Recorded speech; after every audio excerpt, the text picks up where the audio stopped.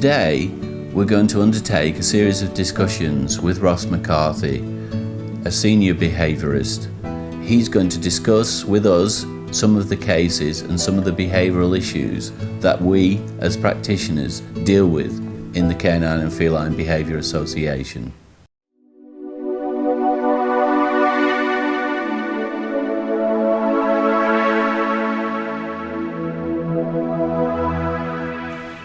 Another issue that's very specific is house training a puppy to toileting. Now, we both know there's two major causes for that.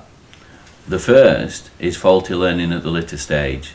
This is sometimes when a puppy's been removed from the litter mother in that early socialisation period, post the reflex period, where they will have not been taught to urinate and defecate outside the nest area. If that part of socialisation and learning is interrupted, it can become dysfunctional. So that's one area where the puppy's never learned to urinate and defecate away from the nesting area, which then becomes the home territory. So that's one cause, major cause.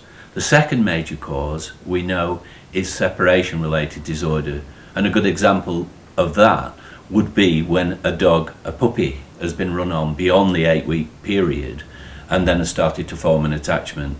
And sometimes the inappropriate urination and defecation is a direct result of that attachment being broken. The third aspect, which is quite significant in our cases, I think, is where the owner has not been able to retrain the dog or train it or deal with the issues that are linked to that inappropriate toileting. What's your experience with the third major factor? Yeah, David, I agree with all of that. The third issue with house toilet training that I see really very frequently is when people bring a new puppy into their home and they don't do the appropriate conditioning right from the outset, so the dog learns to toilet in the house. And puppy pads are a relatively new invention which people purchase to get their dogs to be clean in the house. What they end up doing by using those is actually teaching the dog to go to the toilet in the house, and certainly seeking out materials like that. So that could be doormats, could be nice rugs, could be bathroom carpet, whatever. And by the time I get called in, the dog has been with the family for a few weeks at least, and during that time has a great deal of repetition of urinating and defecating in the house, and that really has become what the dog has learned. People unwittingly teach the dog to toilet in the house rather than in the outside world. And one of the most difficult factors that I have to work with in London, lots of people live in apartments, and as a result of that don't have gardens. And if you're dealing with a client in a 6th-floor flat with no garden, toilet training an 8-week-old puppy pre-vaccinations can be very challenging indeed. That's interesting, because the puppy pad's really the modern version of the newspapers.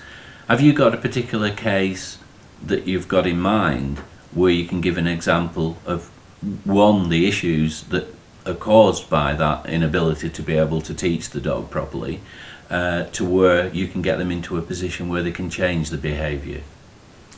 Yeah, I went to see a Shiba Inu puppy who had been bought from Wales and was living quite high up in an apartment building in a block. And the owners had started teaching the dog with puppy pads all over the lounge floor and had tried to reduce the puppy pads into one corner. And that hadn't worked at all. The dog just continued to defecate or urinate wherever it happened to be at that time.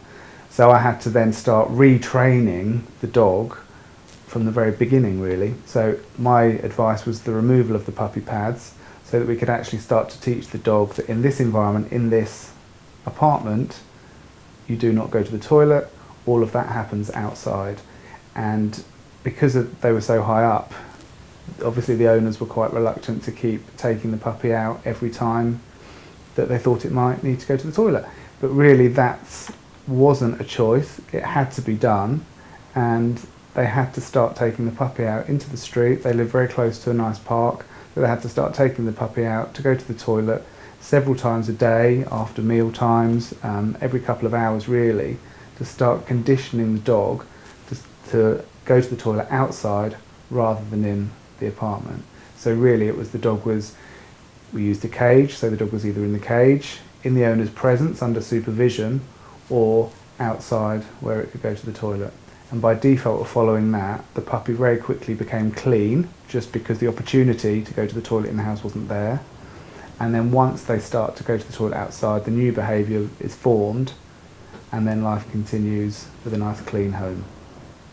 Yeah, that's interesting. I've found that I have to teach the owners that it's not always a need to go to the toilet. Sometimes the dogs learn, particularly young dogs, that they can manipulate the owner by suggesting to it that they may want to go to the toilet. The other aspect of this, I've found that once the puppy is rewarded for toileting in the appropriate area, so a reinforcement by reward, that can help in the long term of teaching the puppy that that's the place where you want the dog to do it. Now, of course, we've also got this increased responsibility to pick up fecal matter from our dogs, and that's an important responsibility. I agree. The vast majority of responsible dog owners pick up after their dog wherever they happen to be, but in London parks, because we all have to share that, they're used by lots of people, the onus on picking up after your dog is of course essential. Yeah, I understand that in an inner city, in an urban environment, there's perhaps not the wide open spaces that people have in rural areas. So it is vitally important that they pick up after the dogs. Thank you. That's interesting.